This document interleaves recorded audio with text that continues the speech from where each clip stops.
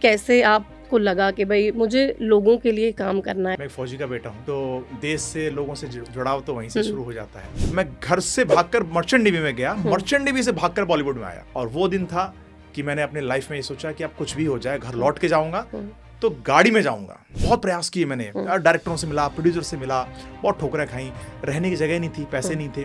मैंने 6 दिन प्लेटफॉर्म पे बिताए हैं जहाँ भिखारी जरूरतमंद लोग बैठे रहते थे। वो मुझे समझते थे मैं भी भिखारी हूँ। पुलिस के डंडे भी खाए हैं मैंने।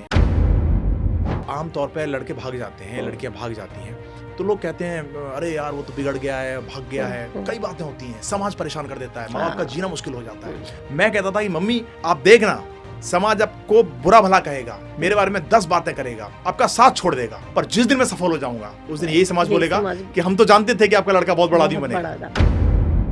कहीं ना कहीं कि इलेक्शन से 1 साल पहले बड़ा खतरनाक कैंपेन चलता है। हर हिंदू के दिल को झकझोरा जाता है, कटोगे तो बटोगे।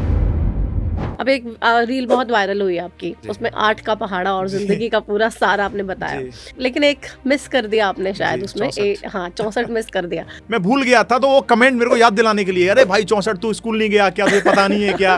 ठीक है, लोग मेरे को गंदा गंदा कमेंट कर रहे हैं। 10,000 से ऊपर कमेंट्स हैं जो मेरे को मेरी गलती एहसास करा रहे हैं। मुझे बहुत शौक है नए बिजनेस स्टार्ट करने का।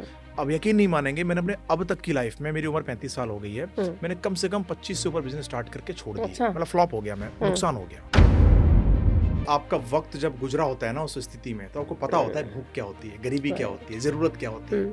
मुझे किसी ने सपोर्ट नहीं किया, साथ नहीं दिया, तो मुझे ऐसा लगता था मुझ जैसे तमाम ऐसे बहुत लोग होंगे जिनको साथ की जरूरत है। मैं तेरे लिए क्यों रोऊं, जिसको इतनी बेवफा लड़की मिली, रोना तो तुझे चाहिए, तुझे इस जैसा हम सफर खोया।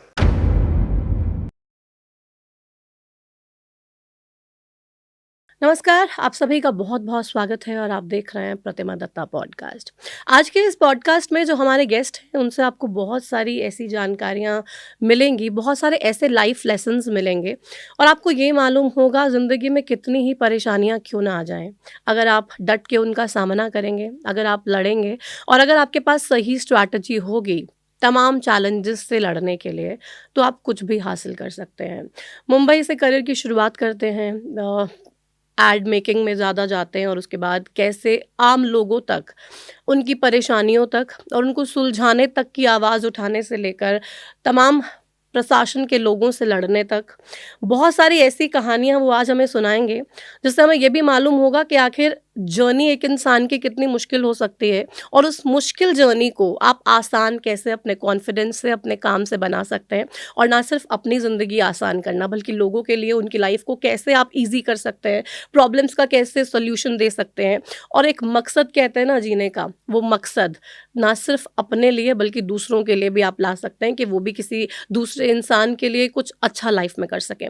हमारे साथ हमारे जो आज पॉडकास्ट के गेस्ट हैं दीपक सारस्वत, जिनको लगातार सोशल मीडिया पे आप देखते हैं और हाल ही में एक रील ऐसी वायरल हुई जिसमें लोगों ने पसंद भी बहुत किया, रिकॉर्ड भी उन्होंने बनाए और उसके अलावा लोगों की ज़िंदगी में इम्पैक्ट लाने का जो वो काम कर रहे हैं, उनसे जानेंगे उनकी जर्नी के बारे में, साथ ही कुछ ऐसी चीज़ों के बारे में जो आपने आज तक नहीं सुनी होंगी। दीपक जी, बहुत स्वागत है आपका प्रतिमा दत्ता पॉडकास्ट में। शुरुआत आपकी जर्नी से करते हैं क्योंकि बहुत ही इंटरेस्टिंग लगी मुझे, और मुंबई से शुरुआत की आपने एड्स से कैसे आपको लगा कि भाई मुझे लोगों के लिए काम करना है? बिकॉज एड्स में चलो आप वहाँ पे भी लोगों को कन्विंस करने के लिए काम करते हैं, कुछ ऐसी एड बनाना जो लोगों के दिल तक छू जाए, लेकिन ग्राउंड पे जब हम काम करते हैं और लोगों के लिए काम करते हैं तो बहुत ही मुश्किल है और दोनों मुझे लगता है बिल्कुल ही डिफरेंट चीज़ें हैं जो आपने की।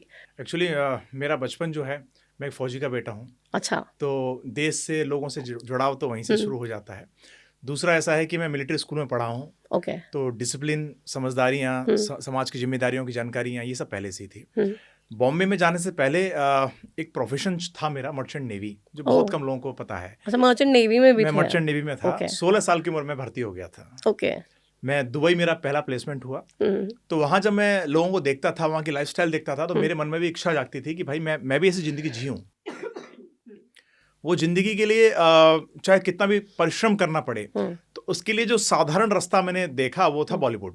मुझे लगता था कि यार फिल्म बनाएंगे तो कुछ चमत्कार हो जाएगा, फेमस हो जाएंगे, पैसे आ जाएंगे। पर ये नहीं पता था कि इसके पीछे की स्ट्रगल स्टोरी कितनी लंबी चलती है। तो मैं घर से भागकर मर्चेंट नेवी में गया, मर्चेंट नेवी से भागकर बॉलीवुड में आया। ओके, तो मर्चेंट नेवी कब छोड़ी आपने? मैंने 1 साल किया था। अच्छा, बस 1 साल किया। 2010। ओके। वो छोड़ के मैं बॉम्बे पहुंच गया। पूरी फिल्मी स्टोरी की तरह पहुंचा मैं। एकदम ट्रेन से गया था, 3,000 रुपए जेब में लेके गया था, मम्मी पापा से कुछ लिया नहीं मैंने, भाग कर गया था घर से भी। वो भी मतलब मर्चेंट नेवी से छुट्टी आया, छुट्टी से घर चला अच्छा, गया। छुट्टी से फिर वापस गए नहीं, लेकिन वापस मर्चेंट गया नेवी में नहीं। भी मैं जानना चाहूंगी, क्योंकि बहुत कहते हैं अकेलापन भी है, specially when you are sailing, तो कुछ है ही नहीं ना, बस आपको दूर दूर तक सिर्फ आपको समुद्र ही 10-12 दिख रहा दिन समुद्र की हवाएं खानी है। सी सिकनेस होती है आपको, क्योंकि लहरें जब आती हैं तेज तो आपको उल्टी जैसी प्रतीत होती हैं। आप उन्हीं 15 लोगों का चेहरा देख रहे हो। अब वो खाने के लिए फ्रोजन फूड्स हैं आपके पास में, मन पसंदीदा कुछ बना नहीं सकते, जो कुक ने बना दिया वही खाओगे आप। फिर एक फोन टाइम भी चलते नहीं है, फोन नहीं चलते आपके।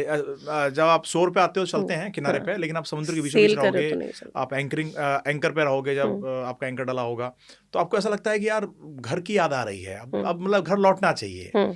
आपको ऐसा लगता है कि यार मैं इस चीज के लिए नहीं बना एटलीस्ट। फिर आप जब 6-7 महीने बाद घर आते हो तो आपके घर का लगाव कहीं ना कहीं ऐसा लगता है कि एक तो आप पैसा कमा रहे हो खूब सारा, आपकी सैलरी बहुत अच्छी है, दूसरी बात यह है कि आप घर वालों के लिए गिफ्ट्स ला रहे हो, चीजें ला रहे हो, तो आसपास मोहल्ले का तो माहौल ऐसे ही बन जाता है।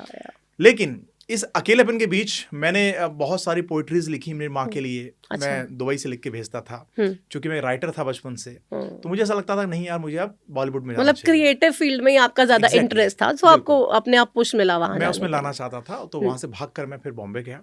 और बॉम्बे जाना एक पूरी फिल्मी कहानी की तरह है कि मैं मुझे याद है 5 जनवरी 2010 जब मैं बॉम्बे जा रहा था, सीट पर बैठने की जगह नहीं थी, पंजाब मेल ट्रेन का नाम था।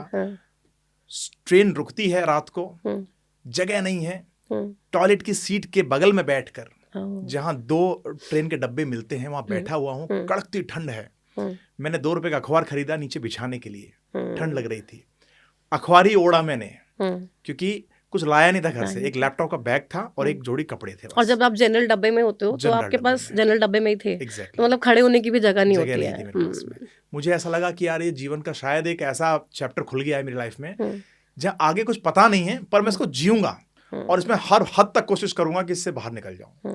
और वो दिन था कि मैंने अपनी लाइफ में ये सोचा कि अब कुछ भी हो जाए घर लौट के जाऊंगा, तो गाड़ी में जाऊंगा, पैदल तो नहीं जाऊंगा। अच्छा, उसी दिन ठान लिया था मैंने। और कट टू नेक्स्ट 3 साल बाद मैं अपने घर होंडा सिटी खरीदी मैंने, हालांकि सेकंड हैंड खरीदी मैंने।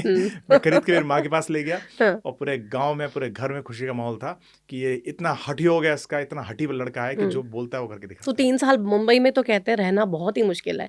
आपने जनरल ट्रेन में सफर कर लिया, मतलब वो फिर भी शायद मैनेजेबल हो, लेकिन बॉम्बे में रहना, खाना पीना, सोना बहुत बड़ा चैलेंज है। तो वो कैसे मैनेज किया और बॉम्बे में कैसे अपॉर्चुनिटीज मिलती गई? देखो मेरी जो लाइफ की स्टोरी है वो ऐसी है कि मैं किसी के सहारे नहीं गया, मेरा कोई रिश्तेदार नहीं था, दोस्त नहीं था, मैं जानता ही नहीं था बॉम्बे किसी को नहीं जानता था। मुझे ये भी नहीं था फिल्म कहाँ बनती है बॉम्बे में। अच्छा। मैं तो वीटी स्टेशन, लास्ट स्टेशन उतर गया, जो CST कहा जाता है, मैं वहां रुक गया। वहां पे मैंने देखा, लोगों से पूछताछ की, भैया फिल्म सिटी कहाँ पर है, क्या है, तो पता चला गोरेगांव है, वो तो काफी दूर है यहाँ से। अब मैं यहाँ से, मुझे पता भी नहीं जाना कैसे है, मैं वहीं रुक गया। अच्छा, कुछ टाइम ऐसा चला कि जो पैसे थे वो चले, कुछ टाइम बाद में पैसे खत्म हो गए। मैंने खाना चोरी करके खाया है, ये मैंने किसी को बताया नहीं आज तक। कहाँ से चोरी किया? दुकान से ही मैंने खा लिया, फिर मैं उसका नजरें देख बचा के निकल गया। कई बार ऐसा किया मैंने, मुझे लगा यार ये, चूंकि टैलेंटेड थे हम लोग, क्रिएटिव लोग हैं, तो हमें पता है कि कैसे कैसे बेवकूफ बनाना है, क्या करना है। तो और वो दौर ही ऐसा था कि पैसे नहीं थे, 30 रुपए बच गए भाई, 30 रुपए थाली आती थी, 30 रुपए बच गए तो बहुत बड़ी बात थी मेरे लिए। और कहते हैं ना भूख इंसान से कुछ भी करवा सकती है। तो पर जिद ये थी कि इस नगरी में आया हूं तो कुछ ना कुछ बड़ा करके जाऊंगा। उसके बाद जैसे तैसे पता लगाया कि भैया कहाँ फिल्म बनती है, शूटिंग कहाँ होती है, तो मैं MTV के एक सेट पे गया। और मजे की बात यह है कि बाद में उस MTV में जॉब कर रहा था। अच्छा। MTV के सेट पे पहली बार गया मैं असिस्टेंट क्रिएटिव हेड ACH के दौर पे मैंने ज्वाइन किया था बाद में। तो उस कहानी में मैं जब MTV के सेट पे गया तो रॉक ऑन शो चल रहा था, एक म्यूजिकल शो था, उसमें मुझे एज ए ऑडियंस 300 रुपए देके खड़ा किया गया। मुझे सिर्फ सेट देखना था। अब यकीन नहीं मानोगे, जब मैं लोगों को देखा मैंने कि मैं किस भीड़ में आया हुआ हूँ और मुझसे क्या कराया जा रहा है, ताली बजवाई जा रही है सिर्फ, मैंने खाना नहीं खाया। वहाँ जो ब्रेक होता है उसमें खाना मिलता है, खाना नहीं खाया, इस खुन्नस में कि मैं इस चीज के लिए नहीं आया हूँ, मैं भूखा रह जाऊंगा, पर मैं मैं वहां जाना चाहता हूँ जहां वो लोग बैठे हुए हैं। तो मैं बहुत प्रयास किए मैंने, डायरेक्टरों से मिला, प्रोड्यूसर से मिला, बहुत ठोकरें खाई, रहने की जगह नहीं थी, पैसे नहीं थे। मैंने 6 दिन प्लेटफॉर्म पे बिताए हैं, CST प्लेटफॉर्म पे, जहाँ भिखारी जरूरतमंद लोग बैठे रहते थे। वो मुझे समझते थे मैं भी भिखारी हूँ। हम्म, पर चूंकि मैं शरीर से ठीक ठाक दिखता था, एक लैपटॉप का बैग था, पुलिस के डंडे भी खाए हैं मैंने, हम्म, पर पर वहां से एक उम्मीद जागी कि मैं कितना भी नीचे गिर जाऊं, मैं जीरो से नीचे नहीं हो सकता, मैं ज्यादा से ज्यादा हारूंगा, मरूंगा तो नहीं, पर एक दिन ऐसा आएगा कि मैं इस पर राज जरूर करूंगा, इस डिग्री पे। धीरे धीरे धीरे टाइम बढ़ता गया। 1.5-2 साल बाद ही मुझे छोटे मोटे सीरियल्स में ऐसा राइटिंग का काम मिला। स्टार प्लस हुआ, जी टीवी हुआ, यहाँ मैंने थोड़ा बहुत काम किया, किसी के नीचे काम किया, ऑफिसों में काम किया। धीरे धीरे सैलरी मिलने लगी 12,000, 13,000, 15,000। फिर एक गाड़ी पे नज़र पड़ी, मालिक से रिक्वेस्ट की मैंने, मुझे सस्ते में दे दो। तो उस समय वो गाड़ी वो 1.5 लाख में देने को तैयार हुआ, जो कि बहुत पुरानी गाड़ी थी, पर मुझे लगा मेरे लिए बेस्ट है।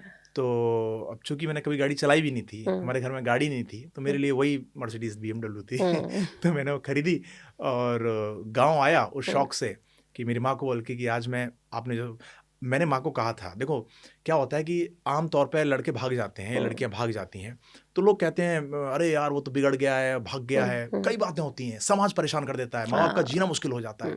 माँ रोती थी कि बेटा समाज क्या बोलेगा, लोग क्या बोलेंगे।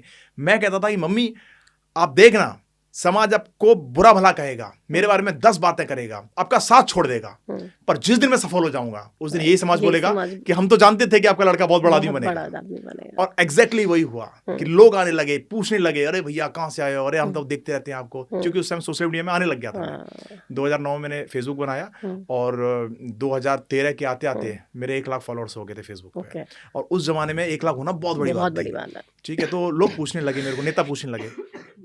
तो ये दौर आया और इस दौर को मैंने बहुत अच्छे से एंजॉय किया। तो बॉम्बे से फिर सोशल मीडिया, क्योंकि तब तो बहुत ही कम ऐसे लोग होते थे, विरले ही होते थे जिनको ये एहसास हुआ कि शायद हमें सोशल मीडिया पे इट इज़ द टाइम कि भाई आप अब शुरू करोगे तो आगे आपको बहुत अच्छा व्यूअरशिप और स्कोप बहुत ज़्यादा है। तो उस टाइम में आपने सोशल मीडिया में स्टार्ट कर दिया था। तो उस टाइम में भी आपने फिर लोगों की हेल्प करना या फिर लोगों के रिलेटेड वीडियोस बनाना, या फिर मतलब क्यों ये सोचा कि भाई आपको सोशल वर्क में ही जाना है और आप यहाँ पे ही लोगों की मदद करके कुछ कर सकते हैं? क्या होता है ना कि आपका वक्त जब गुजरा होता है ना उस स्थिति में, तो आपको पता होता है भूख क्या होती है, गरीबी क्या होती है, जरूरत क्या होती है। मुझे किसी ने सपोर्ट नहीं किया, साथ नहीं दिया, तो मुझे ऐसा लगता था मुझे जैसे तमाम ऐसे बहुत लोग होंगे जिनको साथ की जरूरत है। एक छोटा सा वाक्य सुनाऊंगा मैं। एक लड़का था मेरी तरह ही, कभी आया होगा किसी जमाने में, वो आदमी बीमार हो गया और उसके पास इलाज के पैसे नहीं थे, वो स्टेशन में पड़ा हुआ था। एक बार मैं स्टेशन से गुजर रहा था तो पड़ा हुआ था, जब मैं उसके पास गया तो उसने इंग्लिश में कुछ बात की मुझसे हल्की फुल्की। मैं उसको देखा, भैया कहाँ से हो, कैसे हो, पता चला यूपी का है, जौनपुर का है। उसकी आंतों में इन्फेक्शन था और वो चल नहीं पा रहा था। मैंने उसको ऑटो में बिठाया, बोलता भैया मेरा पैसे नहीं ऑटो के। मतलब कोई बात नहीं मैं पे करूंगा। उसकी आंखों में आंसू थे, मतलब वो रोने लगा कि भैया यार आज के जमाने में कौन करता है, आप कहाँ से आए हो, आप कोई देव पुरुष हो, देवता के अवतार हो, कौन हो आप। मतलब भैया यार बस मेरे को अपनी बात याद आ रही है कि जब मैं बीमार था, मेरे को जब टाइफाइड हुआ, मुझे किसी ने नहीं उठाया, मैं रोड पर पड़ा हुआ था, मेरी माँ मुझे फोन कर रही, बेटा कैसे भी करे गाँव आ जा। तो आज मुझे वो टाइम याद आ रहा है मेरे भाई, और मैं तेरे को हॉस्पिटल लेके जाऊंगा। और वही हुआ कि मैं अस्पताल लेके गया। तब से मुझे प्रेरणा जागी कि यार ऐसे नहीं जाने कितने लोग होंगे जो प्लेटफॉर्म पे बैठे होंगे, किसी का इंतजार कर रहे होंगे, कोई तो आएगा बचाने के लिए हमें। तो उसी दिन से मैंने उसका पहला वीडियो डाला मैंने बना के मेरे फेसबुक पे। उसमें कुछ 12-13 हज़ार व्यूज आए थे उस समय, और उस समय 12-13 हज़ार आना बहुत बड़ी बात होगी थी मेरे लिए। मैंने बोला यार ये तो अच्छे व्यूज भी आ रहे हैं इस पे, और किसी मदद करने से बहुत लोग शुभकामनाएं दे रहे हैं, बहुत लोग मेरे को प्रेस कर रहे हैं कि भाई आपने कितना कमाल का काम कर दिया। और कुछ लोग इंस्पायर भी तो होते हैं ना आपके अच्छे कामों को देख के कि भाई हम भी थोड़ा बहुत कर लें। ये खुद को भी अच्छा फील होता है और लोगों को भी अच्छा फील होता है। और मेरी माँ ने मुझे बहुत अच्छा बोला कि बेटा तूने ये अच्छा काम किया। तो धीरे धीरे धीरे सिलसिला चल पड़ा, मैं लोगों की मदद करने लगा, और एक वक्त ऐसा आया कि मैंने एक टाइम पे 1 लाख रुपए बांटे हैं। तो ये ऐसा वक्त आया कि जब लोग कहने लगे कि भाई ये मसीहा है, भगवान है, और तमाम कमेंट भर जाते थे इनसे। और मेरे ऊपर गाने बने मेरे लाइफ के ऊपर, मसीहा सॉन्ग बना है मेरे लाइफ के ऊपर में, और कई डॉक्यूमेंट्री फिल्म का एक चैनल ने कवर किया। और धीरे धीरे ये फिर मेरी इंस्पिरेशन मुझे लगी कि यार अब इसी फील्ड में मुझे चल देना चाहिए, और आज तक वही करता आ रहा हूं। तो जब सोशल मीडिया आपने चलाया, बहुत सारी ऐसी आवाज़ को उठाया जिनके बारे में कोई सुन नहीं रहा था, है ना। पुलिस वालों के पास तो वैसे भी अगर कोई गरीब इंसान जाए, आम व्यक्ति जाए, तो वो सुनते ज़्यादा है नहीं जब तक ऊपर से कोई डंडा ना आए या फिर कोई ऐसी आवाज़ उनके साथ ना हो जिससे कि उनको सुनना ही पड़े। तो आपकी जिंदगी के भी बहुत सारे ऐसे किस्से हैं जब पुलिस ने डराया भी, धमकाया भी, लेकिन आपने कहा पुलिस ने बाकायदा मेरे पर FIR की धमकी दी कि हम आपको डाल देंगे, जेल में डाल देंगे। मैं भैया आप जेल में डालोगे तो मैं आपके जेल के बाहर बैठ जाऊंगा, पर इस इंसान को इंसाफ मिलना चाहिए। एक केस था कि माँ बेटी आई हुई थी बॉम्बे में, उनका सामान चोरी कर लिया, मकान मालिक ने घर से बाहर निकाल दिया, हम्म, बुरी स्थिति हो चुकी थी। हम्म, अब जिस इंसान ने उनको लूटा वो इंसान उनको बहुत प्रताड़ित कर रहा था, उनका शारीरिक शोषण भी कर रहा था, माँ बेटी दोनों का, हम्म, और उनको बहुत तरह से प्रताड़ित कर रहा था। जब वो थाने में गई तो थाने में उनको शोषण किया गया, ओके, वकील के पास गए, वकील ने शोषण किया उसका। आखिर में जब मेरे पास आती हैं तो बोलती हैं कि भैया हम तो बुरी तरह बर्बाद हो चुके हैं, सुसाइड करने वाला कोई रास्ता नहीं है। मैंने बोला आंटी जी आप मुझे सिर्फ 5 दिन का वक्त दो, मैं इस पूरी मीडिया को उठा दूंगा आपका चैनल का। और वो इतनी हाईलाइटेड न्यूज़ थी कि मैं पूरा टाइम रास्ते में बैठ के मैंने धरना प्रदर्शन कर दिया थाने के बाहर में कि रोड पूरा जाम कर दूंगा थाने के बाहर में अगर इस लड़की की एफआईआर नहीं लिखी गई। और यकीन नहीं करोगे 24 घंटे में उसकी एफआईआर लिखी गई। तो पुलिस मतलब आपने तो उसकी भी वीडियो बनाई? एग्जैक्टली, वीडियो बनाई, और वीडियो मेरे लिए हथियार था। हम्म, मैं वीडियो भाई उस समय 1 लाख फॉलोअर्स हो चुके थे, और मैं कहता था भैया अगर आप नहीं हेल्प करोगे, सपोर्ट नहीं करोगे लड़की की एफआईआर लिखने में, पीड़ित की एफआईआर करने में, मैं वीडियो बनाऊंगा, वायरल करूंगा आपको। सिंस आपने इस फील्ड में भी बहुत ज्यादा काम किया है, लोगों जी। की आवाज को उठाने में उनकी जी। मदद की है, जब पुलिस के साथ आमना सामना होता है कि आम इंसान का, जी, क्या लगता है आपको कितने चैलेंजेस हैं? पुलिस वाले इतना टॉर्चर करते हैं क्या? आपको कानून का पता होना चाहिए हम्म, कि आपके अधिकार क्या हैं। हम्म, पुलिस आपको फर्ज याद दिलाती है, आपका ये फर्ज था, लेफ्ट में चलना चाहिए, ये करना चाहिए, हम्म, पर आपके अधिकार क्या है वो पुलिस नहीं बताती, और हम्म, आम जनता को पता भी नहीं है नहीं कि पता। पुलिस वाला आपसे जबरदस्ती नहीं बुला सकता, आपको हम्म, रात में कॉल के परेशान नहीं कर सकता, लड़की से रात तक बात नहीं कर सकता, बहुत सारी चीजें हैं। हम्म, तो ये मुझे पता था, और मैं अपने अधिकारों का क्या इस्तेमाल कर सकता हूँ ये भी पता था। हम्म, भाई मैं मुझसे पूछते थे आप कौन हो, इनके रिश्तेदार हो? मैं नहीं, मैं आम नागरिक हूँ, मैं यही बोल के जाता था। क्या मेरा अधिकार नहीं है किसी का पक्ष लेना? राइट, क्या मैं पक्षकार नहीं बन सकता किसी का? मैं एक सोशल एक्टिविस्ट हूँ। बाद में भी मेरे अंदर वो आ गया कि सर इतने फॉलोअर्स हैं, इतने मिलियन मुझे देखते हैं, ब्ला ब्ला, डराने के लिए। और पुलिस वाले वाकई डरते थे उससे। जैसे मैं अपनी फाइल आगे करता था, मतलब सर एक व्यूज देख लो, जैसे मैंने मोबाइल नहीं, लेकिन आपके पास तो चलो व्यूज थे, फॉलोअर्स थे, लेकिन आम इंसान जब एक किसी उसकी कोई पहुंच नहीं है, वो पुलिस के पास जाए अपनी कोई फरियाद लेकर, क्या लगता है कितनी ठोकरें खानी पड़ती हैं? मुझे लगता है 90% पुलिस नहीं सुनती है। मैं डंके की चोट पे कह रहा हूँ, मैंने 600 से ऊपर एफआईआर कराई हैं, और कितनी मुश्किलों का सामना करना पड़ा होगा। कितने तो ऐसे लोग थे जिनके पास में पुलिस ने पैसे मांगे हैं एफआईआर करने के मेरे जाने के बाद, कि ये तो चला जाएगा वीडियो बना के, पर आपको सहना पड़ेगा, आपको चाहिए तो 5,000 दे दो, 10,000 दे दो। बाद में फोन करके बोल रहे हैं। इतने केसेस हुए हैं कि मैंने कमिश्नर तक को, मेरे कई वीडियो ऑडियो वायरल हैं, दीपक सारस्वत वायरल ऑडियोज देखोगे ना यूट्यूब पे डाल के, तो कई पुलिस वालों को धमकी दे रहा हूं मैं, नोटिस आए, एफआईआर आए कि आप किसी आईपीएस से बात कैसे कर सकते हो। क्या करेगा इंसान, कहां जाएगा इंसान? अरे आपसे तो उम्मीद है, आप नहीं सुन रहे, वकील नहीं सुन रहा, कोर्ट नहीं सुन रहा, मीडिया पैसे लेती है, आदमी कहां जाएगा? कितनी आवाजें ऐसी हैं आज भी देश में जो दबी हुई हैं, इसलिए बेसहारा हैं, उनके पास कोई नहीं है। तो मुझे लगता है इन लोगों की आवाज उठाने के लिए मुझ जैसे लोगों को आगे आना पड़ेगा। लेकिन आपकी आवाज को भी बीच में एक बार दबा दिया गया, इतने लाखों लाखों फॉलोअर्स के पेजेस को। वक्त था कोरोना का, मैं कोरोना में बहुत ज़्यादा एक्टिव था। अस्पताल लूट रहे थे। एक लड़की का केस हुआ था, उसके भाई को कोविड निकला, बोला मेरा भाई अच्छा गया, मेरा भाई ठीक ठाक गया, और मेरे भाई को अस्पताल में कोविड बता के उसको भर्ती कर लिया गया। बाद में उसकी लाश को निकाला गया। मैंने अपनी आंखों से देखा, मेरे भाई के अंदर के सब चीर फाड़ करके सब निकाला गया है, किडनी विडनी सब निकाल ली गई है। और मुझ जैसे न जाने कितनी बहनें होंगी वहां पे जो अपने भाई को, पिता को खो चुकी हैं। प्रत्यारोपण हो रहा है, किडनी लिवर सब निकाले जा रहे हैं, क्योंकि भैया गोरख धंधा बना रखा था अस्पतालों ने। इसकी आवाज उठाने के लिए मैंने प्रदर्शन किए कोविड के समय, जब 5 लोगों का सामने खड़ा होना भी 144 धारा के अंतर्गत आता था।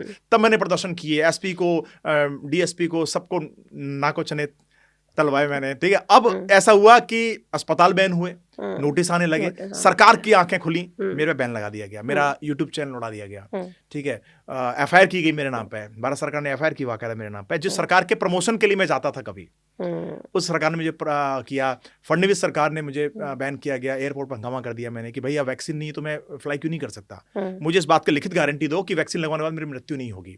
जब आपका इंडियन मेडिकल एसोसिएशन का चीफ दो वैक्सीन लगवाने के बाद जिंदा न रह सका, तो मेरी क्या गारंटी दोगे कि मेरे इस वैक्सीन से मौत नहीं होगी? ठीक है, और मुझे ऐसा लगता था कि ये एक स्कैम है, क्योंकि इसमें न जाने कितने गोरख धंधे चालू हो गए सरकारी नौकरों के। तो मैंने आवाज ये उठाई कि भैया अगर आप आम जनता को घर पे बिठा रहे हो तो सरकारी नौकरों की सैलरी बंद करो, ताकि इक्वलिटी हो। भाई ठेले वाला आदमी जो रोज दिहाड़ी पे 200 रुपए कमा के बीवी बच्चों का पेट भरता है, और जो करोड़ों भ्रष्टाचार में छाप रहे हैं, उनकी नौकरी आज भी चालू है तुम्हारी। तो इनके ऊपर मेरी लड़ाई थी, सरकार ने नोटिस भेजे, बाकायदा चैनल बंद किए गए, और बड़ी तकलीफ हुई मुझे, पर ठीक है, धीरे धीरे सब सही हो गया। तो फिर से उठना, खड़ा होना और उसी राह पे आगे बढ़ना बहुत ही चैलेंजिंग होता है, लेकिन हिम्मत वो कैसे, अगर एक आम इंसान के साथ भी ये चीज़ें हो जाए, ऐसा होता है ना कि हमें कुछ छोटी सी चीज़ हमारी उम्मीद के बराबर नहीं होती तो हमें लगता है कि बस कुछ है ही नहीं, हार जाते हैं, सरेंडर कर देते हैं। So how not to surrender in life, और कैसे लड़ने की अपनी विल पावर को हम स्ट्रॉन्ग कर देखो, सकते हैं। प्लेटफॉर्म्स खत्म होते हैं आपके, आपकी हिम्मत थोड़ा ना खत्म होती है। हम्म, आपको बंद कर दिया गया, आपको रोक दिया गया प्लेटफॉर्म। 8 लाख पे फेसबुक पेज मेरा बंद कर दिया गया, ठीक है। यूट्यूब चैनल 4 लाख के करीब था, वो बंद कर दिया गया। जिसे तुम 2-3 लाख रुपए महीने का कमा रहे हो, अचानक वो बंद हो जाए, आपके पास खर्चे खत्म हो जाए आपके, कैसे मैनेज करोगे? आप मैनेज करोगे अपने माँ बाप से, रिश्तेदारों से, यहाँ वहाँ से। लेकिन ठान के ये रखी थी कि आवाज़ को बंद नहीं होने दूंगा। फिर थोड़ा सोशल वर्क चालू किए, लोगों की हेल्प करना, रोटी पानी, इलाज विलाज में, क्योंकि आवाज़ उठाना मुझे डर लगने लगा था कि यार फिर से मैं करूँगा तो फिर से कुछ कांड हो जाएंगे। तो मैंने अभी 2-3 साल में मेरे ऐसे वीडियोस नहीं आए जो पुलिस से लड़ना तो झगड़ना। मतलब ये सिस्टम ऐसा है जो हाँ, आवाज उठाए बेचारा, एग्जैक्टली वो उसको ही डरा देते हैं। डरा क्या देगा, आपके वीडियोस डिलीट हो जाएंगे, आप सिस्टम के खिलाफ नहीं बोल सकते, आप सरकार के खिलाफ नहीं बोल सकते। नई पॉलिसी के अनुसार, मेटा पॉलिसी है कि आपका मोनेटाइज भी नहीं होगा, उससे पैसे भी नहीं कमा सकते आप, रिकमेंडेशन में नहीं आएगा आपका वीडियो। तो अब दूसरी बात, आपके पीछे पड़ जाएंगे। मेरे घर तक फॉलो किया गया है मुझे, पुलिस द्वारा, लोगों द्वारा। तो मुझे लगा कि नहीं यार, इस सिस्टम में अकेला हूं मैं। अच्छा, मैंने सोचा भी कि भाई मैं अकेला लड़ रहा हूं, जब मुझे सरकारी पद मिल जाएगा तो मैं और ही ताकतवर बन जाऊंगा। मैं लेने के लिए गया दिल्ली में, बुलाया गया मुझे, इतनी कंडीशन रखी गई सरकार द्वारा, ये नहीं करोगे, ऐसा नहीं करोगे। मैं भैया कठपुतली बना रहे हो क्या? मुझे कठपुतली बना दोगे आप तो ना, मैं बोल कौन सी सरकार ने बुलाया? रिसेंट सरकार जो भारत सरकार में थी, बहुत बोला गया कि आपको राष्ट्रीय लेवल पे ये पद दे देंगे, ऐसा कर देंगे, वैसा कर देंगे। मैं भाई आप संगठन दे दोगे, आयोग दे दोगे, पर जब तक मैं खुल के लोगों की समस्या नहीं सुन पाऊंगा, मैं बीच नहीं जान पाऊंगा, तब तक उनका समाधान कैसे होगा? आप मुझे समाधान कराना चाहते हो या मेरे को रोकना चाहते हो? भाई मैं आज आपके साथ इसलिए हूं क्योंकि मैं आप पे भरोसा करता हूं। आप मेरा भरोसा तोड़ोगे तो मैं खिलाफ हो जाऊंगा, चाहे कोई भी सरकार हो। मैं ना मैं बीजेपी का हूं, ना कांग्रेस का हूं, ना आम आदमी पार्टी का हूं। मैंने हर सरकार का विरोध किया और हर सरकार वाले ने मेरे लिए अच्छे कमेंट्स भी किए हैं। हर नेताओं की वीडियो है मेरे पास में, एक्टर्स की वीडियो है कि ये इंसान अच्छा काम कर रहा है और सही काम कर रहा है। और लोगों की भी यही है कि आदमी ऐसा नहीं है कि भैया आप पैसे मिल गए, कुछ हो गया, मैं शांत बैठ जाऊंगा। 5-5, 10-10 लाख के ऑफर आए, जब इलाजों में पेट फाड़ दिया और ठीक से उसमें काम नहीं किया डॉक्टरों ने, ऑपरेशन से मौत हो गई, जाहिर हुआ अगले अस्पताल में, मैंने केस ठोका, 5 लाख रुपए का इनिशिएट ऑफर आया एकदम अगले दिन कि आप 5 लाख देके हट जाओ इस केस से। मतलब भैया पैसे डालो साइड में, अस्पताल बंद कराना है। फॉलो कराया गया, धमकियां दी गई, क्या नहीं किया गया। पर अकेला आदमी खड़ा है ना, सरकार ने साथ दिया ना, मीडिया ने साथ दिया। मुझे उम्मीद थी कि मैं जहां खड़ा होऊंगा सरकार मेरा साथ देगी, सिस्टम मेरा साथ देगा, पर आप क्या कर सकते हो, क्योंकि आपकी चलेगी नहीं ना इस देश में। तो यह है कि आम आदमी का जीना बहुत मुश्किल है। आम आदमी का सहयोग कोई करता ही नहीं। पहली बात तो सहयोग किसका करेंगे जब मैं पैसे खिला रहा हूँ दबा के, मीडिया मेरे साथ है, प्रशासन मेरे साथ है, 50 लोग मेरे आगे पीछे घूमेंगे। आज अगर मैं अकेली गाड़ी में चलता हूँ, मेरा अटैक कर दे, क्या हो जाए, ना बुलेट प्रूफ गाड़ी है, ना कवच है, ठीक है, कैसे करोगे आप? मैं कैसे कंटिन्यू करूंगा जब तक मेरा ताकत नहीं होगी? तो सरकार ना पद दे रही है, ना सरकार से कुछ उम्मीद लगाए बैठा हूँ। अब भैया चल रही है राम भरोसे गाड़ी। तो बहुत ही कॉम्प्लिकेटेड है, जैसे हर तरफ ये कहा जाता है कि भाई सरकार बहुत ज्यादा कंट्रोल कर रही है हर चीज को, डिक्टेटरशिप की तरफ इंडिया बढ़ रहा है। आपको लग रहा है कि ऐसा है? नहीं, ऐसा भी नहीं कह सकते आप, पर मुझे ऐसा लगता है जिसकी लाठी उसकी भैंस। और ये होना इसलिए जरूरी होता है कि अगर आप लोगों को कंट्रोल करोगे तो सत्ता आपके हाथ चली जाएगी। लोगों को आदत हो गई है 5 साल में से नई सरकार देखने की। कांग्रेस अच्छी है बोल के कांग्रेस को लेकर आ राजस्थान में, अब कांग्रेस बिकारने के लिए भाजपा को लाए हो। अब भाजपा खराब है, मोदी खराब है। आप हिंदुओं की एक उम्मीद खाली बन गई कि भैया भाजपा हिंदू समर्थक है, इसलिए हिंदुओं की उम्मीद जगी। उसके बाद भैया आप संतों को पीट रहे हो, अब बहुत सारे ऐसे काम कर रहे हो जो कि लोगों को पसंद नहीं आ रहे। अभी आपने नया एक्ट निकाल दिया, पहले लोग SC/ST एक्ट से परेशान थे, फिर आपने UEC निकाल दिया, बहुत सारे एक्ट निकाल दिए।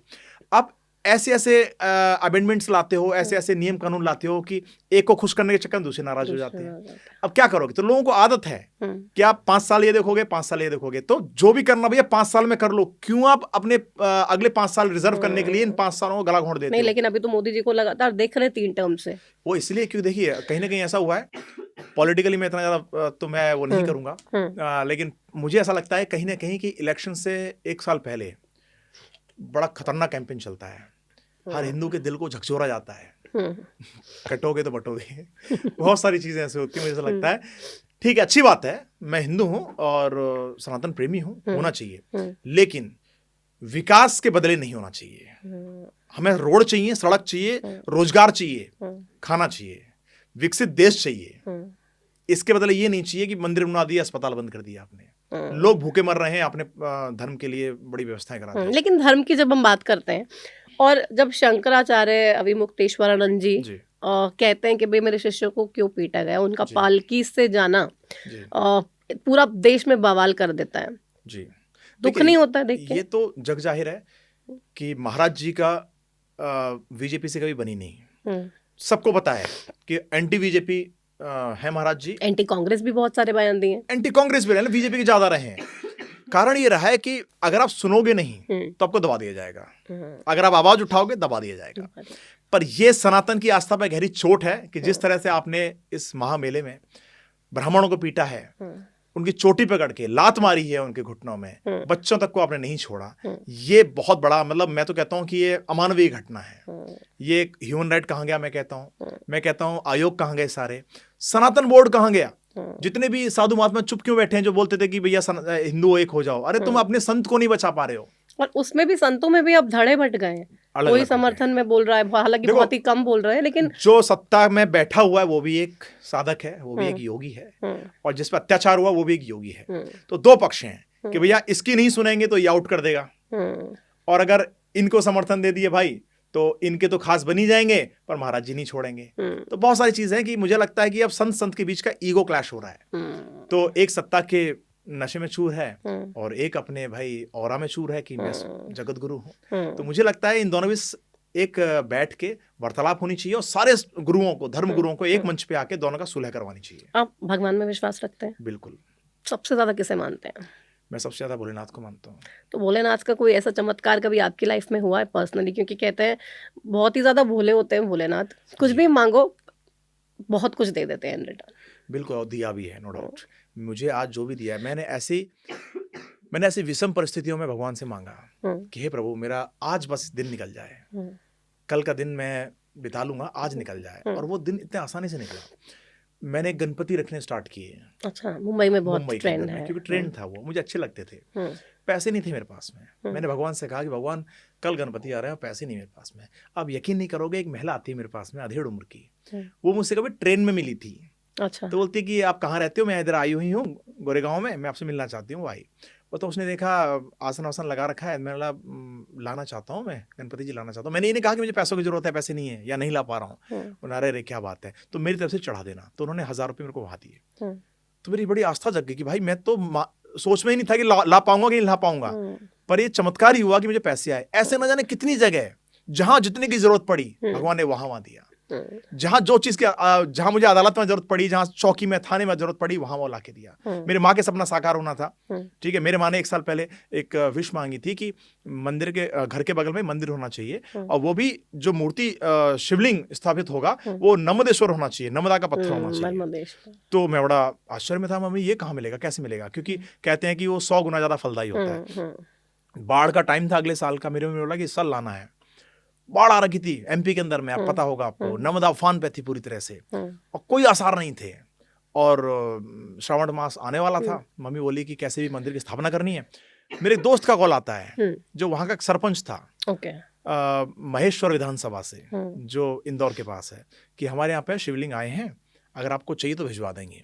मैं बड़ा आतुर हो गया, मतलब भैया भिजवा दो, ठीक है। उन्होंने कैसे कैसे बस में रखवाए हैं बाढ़ के टाइम पर, पैसे भी नहीं लिए मुझसे, और बड़े धूमधाम से, वो वीडियो देखोगे आपको मजा आ जाएगा, बड़े धूमधाम से मैंने अपने एक कॉलोनी में स्थापना करवाई। और इतना मम्मी की प्रसन्नता का ठिकाना नहीं था, नाचती रही, गाती रही। तो मुझे लग रहा है कहीं ना कहीं ईश्वर है जो देखता है कि भैया ये आदमी करना चाहता है, तो इसको सपोर्ट थोड़ा सा करना चाहिए। मतलब तो भगवान से मांग लो जो चाहिए, ना भी मांगोगे समझ जाते हैं, भोले भंडारी है वो तो। तो वही आपका एक्सपीरियंस भोले बाबा के साथ बहुत ही ज्यादा अच्छा रहा। मेरी माँ भक्त है भोले भंडारी की, बहुत अच्छा। तो वहीं से वो प्रेरणा मुझे मिली है। हम देखते हैं आजकल सोशल मीडिया का ट्रेंड है, तमाम लोग भी शुरू करना चाहते हैं, लेकिन उनको समझ में नहीं आता है कि एक्चुअली में किया क्या जाए या कैसे स्टार्ट किया जाए। सो अब आप इस पे क्या उनको सजेशन या टिप देना चाहोगे? स्ट्रेटजीज नहीं पता लोगों को। एक्चुअली लोगों को लगता है चैनल बना लो, पर चैनल क्या मांगता है वायरल होने के लिए? जब तक आपका वीडियो रिकमेंडेशन में नहीं आएगा तब तक आप वायरल नहीं होंगे। रिकमेंडेशन बनाने के लिए क्या चाहिए? लोग बताते नहीं है, क्योंकि बताएंगे तो भाई तो उनका कंपटीशन आ जाएगा, राइट। तो आपकी अच्छी क्वालिटी होनी चाहिए वीडियो की, ऑडियो क्वालिटी अच्छी होनी चाहिए, इवन आपका टाइम, किस टाइम आपने डाला है वीडियो, वो भी आपका पर्टिकुलर होना चाहिए। फिर आप कहाँ कहाँ किन ग्रुप में शेयर कर रहे हो, आपको 1 घंटे के अंदर या 2 घंटे के अंदर कितने लोगों ने देखा, आपका वॉच टाइम कितना हुआ है, उसके अकॉर्डिंग होता है। अब ये आपको पढ़ाते हैं लोग, कोर्सेज बेच रहे हैं आजकल, 500 रुपए में ले लो, 1000 रुपए में ले लो, और यही पढ़ाते हैं वो लोग। मेरे कितने ऐसे लोग आए जो मेरे कॉम्पिटिटर थे भाई, मेरे ही जैसे वीडियो बनाने वाले लोग, कि भाई आपसे मिलना चाहते हैं, आपसे सीखना चाहते हैं, मैंने बताया है भाई मेरे बाप का थोड़ी ना यूट्यूब भाई, आप सीखो आराम से, आप भी कमाओ, ठीक है। अब सीन नहीं आ गया कितना कमाते हो, क्या करते हो, मैं बता देता हूँ। मैंने सोशल मीडिया पे बहुत बार बताया कि भाई इतनी कमाई। एक बच्चे का वीडियो था, मैंने बनाया, एक किले के नीचे वीडियो बना रहा था, बच्चा खेल दिखा रहा था, पारंपरिक खेल होते हैं पुराने, तो उस खेल में उसने बड़ा आराम से दिखाया, और मैं हंस रहा हूँ उस खेल में, उल्टी सी जगह से वो सिक्के निकाल रहा है। तो उसको मैंने जाते हुए 200 रुपए दिए कि बेटा थोड़ा सा कुछ कर लेना, उसको शिक्षा दी लोगों को कि ऐसे लोगों की मदद करनी चाहिए, वरना ये पारंपरिक खेल हमारे देश से लुप्त हो जाएंगे। ये वीडियो बहुत वायरल हुआ, 20 मिलियन पहुंचा, और उस वीडियो ने करीब करीब $1200 करीब उस समय कमाया 2 दिन के अंदर में। वाकई मैं लाइव में आके दिखाया कि भैया जितना ये वीडियो कमाएगा उतना इस बच्चे की पढ़ाई के लिए मैं खर्चा करूंगा, और वाकई किया भी मैंने। तो कोई नहीं दिखाता आजकल, कौन दिखाता मेरी कमाई इतनी है। आजकल तो बताते हैं यूट्यूब के भाई, यूट्यूब कहता है आप अपनी इनकम डिस्क्लोज नहीं कर सकते। नहीं, मैं फेसबुक की बात कर रहा हूं, फेसबुक अच्छा, यूट्यूब पे भी दिखा देते हैं, आप इनडायरेक्टली दिखा सकते हो, कोई इशू नहीं है ऐसा। ये वो अलग बात है कि बड़े यूट्यूबर्स हैं, उनको क्लॉज दिए गए हैं कि आप नहीं दिखा सकते, पर मुझे लगता है कि आप छुपाओ क्यों भाई। आदमी, एक बड़ा आदमी अपना आधा पैसा ये दिखाने में खर्च करता है कि बड़ा आदमी है, ठीक है। जो आदमी की सैलरी 1 लाख रुपए की 50,000 खर्च करेगा रहने में, खाने में, ये दिखाने में कि भाई 1 लाख कमाता हूं मैं। तो मुझे लगता है दिखाना क्यों नहीं चाहिए, इंस्पिरेशन दो ना लोगों को भाई कि मैं कमा रहा हूं, आप भी कमाओ। नहीं तो सोशल मीडिया की जर्नी कैसे स्टार्ट करे एक आम इंसान? पहले अपने टैलेंट को पहचाने, जबरदस्ती ना करे कि नहीं भाई मैं हीरो बन जाऊंगा। अगर आप में अंदर क्वालिटी नहीं है, और अपनी नजरों से मत देखो, आप दूसरों की नजरों से देखो। 10 लोगों को पूछो भैया कैसा लग रहा है, कैसा लग रहा है, अच्छा लग रहा है, तो मैं स्टार्ट करता हूँ। मैं लेखक हूँ, ठीक है, मैं अगर एक्टर बनने के लिए चला जाता कि भैया हीरो बनना है, तो शायद मैं कुछ नहीं कर पाता, पर मैंने स्टार्टिंग से कहा कि मैं ऑफ कैम रहूंगा। अभी आने लग गया बीच में, क्योंकि वो थोड़ा खुद पैसा लगा देता हूँ, मैं खुद आ जाता हूँ, मैंने एल्बम कर ली फिल्म की, तो अब तो चलो ठीक है। लेकिन जो आदमी टैलेंटेड है, स्टार्ट ऑफ विद, हाँ, वो स्टार्ट अपने टैलेंट के दम पे करे, किसी के भरोसे ना करे, किसी के रिश्तेदार के कहने पे ना करे, अपने दम पे करे। और जिसमें अगर सोशल मीडिया पे उसे लगता है कि मैं एक फूड ब्लॉगर अच्छा बन सकता हूँ, मेरे अंदर बोलने की कला अच्छी है, एनिमेशन की कला अच्छी है, या एडिटिंग अच्छी कर सकता हूँ, तो वीडियो उठा के डाल भी सकता है वो। मेरे दोस्त कई सारे ऐसे हैं जिनकी इनकम 11-11, 12-12 लाख रुपए हर महीने की है, और वो इंसान कुछ नहीं करते, मात्र कपिल शर्मा शो, ये सोनी के अदर शोज, इनको उठाते हैं, उनमें एडिट करते हैं, फ्रीक्वेंसी चेंज करते हैं, वेवलेंथ चेंज करते हैं और घुसा देते हैं, और उनसे कमाया है उन्होंने, बाकायदा टैलेंट था उनके पास में। तो मुझे लगता है कि आपका जिसमें टैलेंट है उसका इस्तेमाल कीजिए। हाँ, क्वालिटी का ध्यान रखिए, audio quality, video quality, uploading quality, ठीक है। इन सब का लोग ध्यान नहीं रखते, इसलिए चल नहीं पाता। क्योंकि अभी बहुत सारे लोगों के पास जो स्टार्ट करना चाहते हैं, बहुत सारे रिसोर्सेज भी नहीं होते हैं, बहुत अच्छे कैमराज नहीं है, बहुत अच्छे फ़ोन नहीं है, बहुत अच्छे ऑडियो सेटअप्स नहीं है कि वो उस माहौल की रिकॉर्डिंग कर सके। तो मतलब ज़रूरी है कि बड़े बड़े सेटअप्स होंगे तभी आप अच्छा कर पाओगे। बिल्कुल नहीं है। देखो, क्वालिटी ज़रूरी नहीं है कि आपने मनोज डे का नाम सुना होगा, बहुत सारे लोग थे जिनके पास में कुछ नहीं था, और बहुत सारे ऐसे लोग हैं, एक कई न्यूज़ चैनल ऐसे हैं जिन्होंने कुछ नहीं था। आमतौर पे क्या होता है कि हम कंसिस्टेंसी नहीं बना पाते, लोग 1 महीने करेंगे, अगले महीने बंद हो जाएंगे, गैप दे देंगे। मैंने अभी एक चैनल स्टार्ट किया, दिल से दीपक, चूंकि मैं राइटर हूँ, शायरी हूँ, करता था, पर मैं अपने चैनल पे बोल नहीं सकता, क्योंकि एक गुस्से वाला चेहरा शायरी बोलते हुआ अच्छा नहीं लगेगा, और लोग पसंद भी नहीं करें। मैंने डाल के देखा, लोगों ने पसंद नहीं किया, क्योंकि ऑडियंस ही वैसी है मेरी, मारधाड़ वाली, चिल्लाने वाली, गुस्से वाली, तो लोग शायरी, प्रेम, इश्क, मोहब्बत पसंद नहीं करते। तो मैंने दिल से दीपक एक चैनल शुरू किया, आप खोल के देख लेना, हमारा हर वीडियो लाखों में है, और उसको चालू किए हुए 4-5 महीने हुए हैं। कोई स्ट्रेटेजी नहीं अपनाई, कुछ नहीं अपना। हाँ, एक फेस वैल्यू हो सकती है जो कि एक गई होगी वहां पे, लेकिन मुझे पता है ना कैसे करना है, क्योंकि एक्सपीरियंस है भाई। टाइम पे जाता है मेरा वीडियो, पर डे एक वीडियो, चाहे कुछ भी हो जाए। मैं एडमिट था 5 दिन, पर वीडियो नहीं रुके, क्योंकि बैकअप था, बनाया हुआ रखा हुआ था। तो कंसिस्टेंसी होनी चाहिए कि आप रोज डाल रहे हो, रोज उसी क्वालिटी डाल रहे हो, आपको पता लगने लगेगा धीरे धीरे कहाँ कमियां आ रही हैं, कहाँ आपका फ्लो कम आ रहा है, कहाँ आपकी टाइमिंग में मिसमैच हो रहा है। जब आपके कम व्यूअर्स आएंगे वो पता चल जाएगा। अब तो हम देख के बता देते हैं कि भाई ये मिलियन वाला वीडियो है, मैं स्क्रिप्ट बोलते अपने कैमरा में बोल देता हूँ भाई 1 मिलियन वाला वीडियो रिकॉर्ड करना है, पता चल जाता है कि ये मिलियंस में जाएगा, ठीक है। तो मुझे लग रहा है कि लोगों को सीखना चाहिए, और ऐसे लोगों से समझना भी चाहिए। तो शुरू कैसे भी करो, बट जो आपका फोटे है, जिसमें आप बेस्ट हो, उसी से आपको शुरू करना चाहिए। अब एक रील बहुत वायरल हुई आपकी, उसमें 8 का पहाड़ा और जिंदगी का पूरा सारा आपने बताया। लेकिन एक मिस कर दिया आपने शायद जी, उसमें 64। हाँ 64 मिस कर दिया। तो वो रील वायरल होने का कारण क्या था? वो 64 जानबूझ के मिस किया था आपने? Was it a part of the strategy और लाइक देखो और वैसे ही जानबूझ हो के गया था? नहीं किया। अच्छा वैसे पहली ही हो बात गया। तो फ्लो में मैं भूल गया। हाँ। ठीक है, तो उसमें रिटायरमेंट था 64 पे, अच्छा। वो मैं भूल गया। हुँ, अब सीन ये हुआ कि अब मैं आपको वही समझाना चाह रहा हूँ कि वायरल क्यों हुआ वीडियो। वो एंगेजमेंट बढ़ी उस पे। हाँ। क्यों एंगेजमेंट बढ़ी? मैं भूल गया था, तो वो कमेंट मेरे को याद दिलाने के लिए, अरे भाई 64 तू स्कूल नहीं गया क्या, तुझे पता नहीं है क्या? ठीक है, लोग मेरे को गंदा गंदा कमेंट कर रहे हैं। 10,000 से ऊपर कमेंट्स हैं जो मेरे को मेरी गलती एहसास करा रहे हैं कि भाई 64 खा गया क्या, 64 में तू ये हो गया, पागल हो गया, सटे आ गया था, ऐसे करके। अब चूंकि लोगों ने कमेंट किया होगा रोक के वीडियो को, राइट। बार बार सुना होगा, तो हाँ। एंगेजमेंट बढ़ी। बड़ी। ज्यादा ज्यादा कमेंट आए तो भाई इंस्टाग्राम को लगा होगा कि भाई ये वीडियो ज्यादा ज्यादा लोग देख रहे हैं, तो रिकमेंडेशन में आया। पर चूंकि वीडियो भी अच्छा था थोड़ा सा हाँ। जिंदगी को, आप यकीन नहीं मानोगे, मैं अस्पताल में बैठा हुआ था, मेरा सर्जरी होने वाली है 1 घंटे में, मेरे बगल में पेशेंट हो रहा है, उसकी भी सर्जरी है। हाँ। ठीक है, वो 8 का पहाड़ा सुन रहा है, वो बहुत देर से सुन रहा है, और वो वो आप अपने सुन रिश्तेदार रहे को सुना रहा है, मैं बगल में बैठ के देख रहा हूँ कि भाई सुन रहा है। तो मैं उसको बोला, अंकल क्या बोला है लड़के ने? हाँ भैया बहुत अच्छा बोला यार, इसकी शक्ल कुछ मेरे जैसी मिलती है ना? हाँ मिलती है तो भैया। वो ध्यान नहीं दे रहा है मेरे पे। अब मैं बोल रहा हूँ भाई मेरे को देख, अच्छा लगता है ना कि लोग देख रहे हैं आपको। अब सर्जरी होगी, मेरे पेट में भयंकर दर्द था, एक दिन होश नहीं रहा, एडमिट, अगले दिन होश आया मुझे, तो कराते हुए देख रहा हूँ, वो बार बार देख के जा रहा है मेरे को। मेरी मम्मी आई हुई थी, सब बैठे हुए थे। फिर मैंने बोला अंकल 8 का पहाड़ा बड़ा अच्छा था यार, सुना दो ना। अरे भैया पता नहीं, देख रहा खोज रहा है। तो मेरे कैमरामैन साथ था मेरे, उसने बोला यही था क्या अंकल? भैया मिलती नहीं भैया की शकल। अरे भैया अब यहाँ कैसे, उसको यकीन नहीं हुआ कि मैं उसके सामने हूँ। वो एकदम फोटो, अब मैं भाई हालत में नहीं हूँ फोटो खिंचाने की, वो फोटो खींचे जा रहा है मेरी। ऐसी सबक मिलता है कि जब मैं देखता हूँ कि लोग पहचान लेते हैं। बहुत सारे लोग हैं, पुराने वीडियोस भी बहुत वायरल रहे मेरे, 60 मिलियन 30 मिलियन। तो आइसक्रीम वाला एक रात में मैं गया, गाड़ी रोकी मैंने, तो बोला भैया आप वही हो ना जो कहानी सुनाते हो बैठ के? बोला हाँ भैया। भैया आप किसी न किसी के साथ आते हो तो मैं बोल नहीं पाता हूँ, तो आज मुझे लगा फोटो खिंचाना चाहिए, तो नीचे उतर के रात के 11 बजे फोटो खिंचा रहा हूँ उसके साथ में। बहुत सारे ऐसे लोग होते हैं, अच्छा लगता है। ये इंस्पिरेशन ये मिलती है कि भाई हम डटे रहे, रुके नहीं। अभाव था मेरे पास भी, ऐसे नहीं है कि स्टार्टिंग से ही बहुत भाई रिच लाइफस्टाइल रही है, स्टार्टिंग से अभाव था, लेकिन कंसिस्टेंसी थी, जुनून नहीं टूटने दिया कि करना है तो लगातार करना है चाहे कुछ भी हो जाए, और उसने बना दिया। तो 8 के पहाड़े में आपने जिंदगी का सारा सार तो समझा दिया।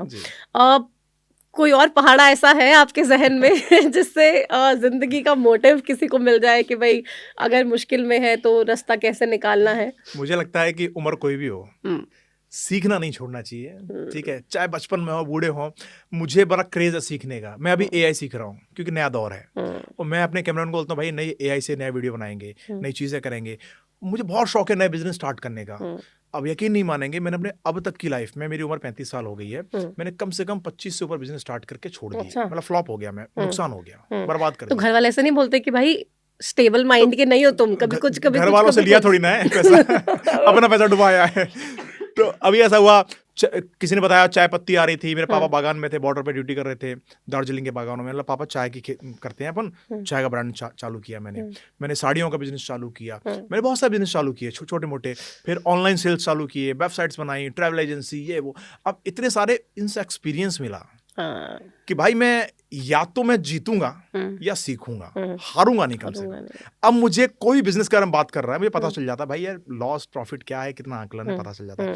आज जो लोग बड़े बड़े बिजनेसमैन बैठते हैं मेरे सामने, मुझे उनके औकात का, उनके हिसाब किताब का सब पता होता है। तो एक्चुअली मुझे सीखने को बहुत कुछ मिला लाइफ से। नहीं तो बट ऐसा होता है ना कि एक चीज करने के लिए इंसान बहुत सोचता है। सपोज अगर किसी को कोई बिजनेस ही खोलना है, अगर एक दुकान ही खोलनी है छोले भटूरे की, तो वो सोचेगा यार खोलूं नहीं खोलूं, कैसे खोलूं, क्या करूं।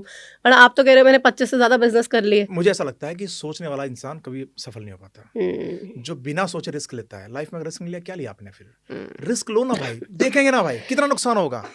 अभी मैंने नया वेंचर स्टार्ट किया, एक लड़की परेशान थी कि सर मैं करना चाहती हूँ। मतलब किस में टैलेंट है तुम्हारा? तो उसने बोला सर कॉलिंग बहुत अच्छा है। मैंने चला लोगी ये कंपनी? ठीक है। एक छोटा इन्वेस्टमेंट किया, 1 लाख 1.5 लाख का, रिकवर हो गया अब तक मेरा उससे, पूरा उसको दे दिया। मुझे प्रॉफिट भी नहीं चाहिए, क्योंकि कौन ध्यान रखेगा भाई, मैं इतने सारे काम करता हूँ, मैं भटकूंगा घूमूंगा। अब क्योंकि वो छुपाएगी, फिर धोखा देगी, मतलब सब तू रख ले, मुझे मेरा पैसा वापस दे दे बस। वही हुआ।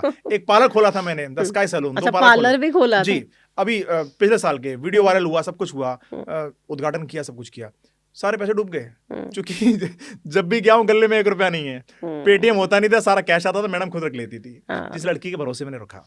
ठीक है, अब सीन होता है कि आप भरोसा किस पे करोगे, और खुद अकेले कर नहीं सकते हर जगह। तो मैंने सोचा कि भाई जो मैं कर रहा हूँ उसमें दक्षता हासिल करूँ, वही करता रहूँ भाई। बाकी अब सीख मिली है कि सबकी जगह नहीं जाना चाहिए, सब में नहीं पढ़ना चाहिए। तो मुझे ऐसा लगता है कि अब सीखने की उम्र नहीं है, करते चलो।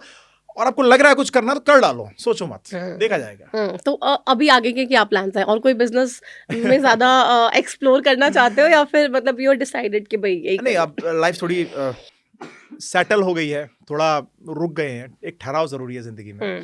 चूंकि आप जब कुंवारे होते हो, आज भी कुंवारा ही हो जब आप एक है ना लाइफ में कुछ शादी के रिश्ते तो आते होंगे, हाँ आते बहुत घर हैं। वाले भी कहते होंगे भाई शादी कर लो, कब करोगे? घर वाले तो बहुत है, मेरी माँ बड़ी चिंतित है। मेरी माँ ने तो पूरा सिस्टम सेट कर रखा है, ये ज्वेलरी ये वो। मेरा भाई हो तो जाने दो, लड़की तो मिलने दो। क्या होता है ना कि आपको मनपसंद का पार्टनर चुनने से पहले जो आप बोल रहे हो ना सोचना, मैं बिजनेस में नहीं सोचूंगा, मैं लाइफ पार्टनर के लिए सोचूंगा। क्योंकि वो एक ऐसा डिसीजन है जो आपके बिजनेस डुबा सकता है, आपको डुबा सकता है, आपकी जिंदगी खराब कर सकता है। चूंकि मेरे बहुत रिश्ते मैंने देखे भाई, इवन न्यूज़ चैनल के एंकर्स हैं, IAS IPS मिली मेरे को, DSP मिली एक अच्छे शहर की, जज मिली मेरे को, एक सेशन जज मिली, बहुत कुछ।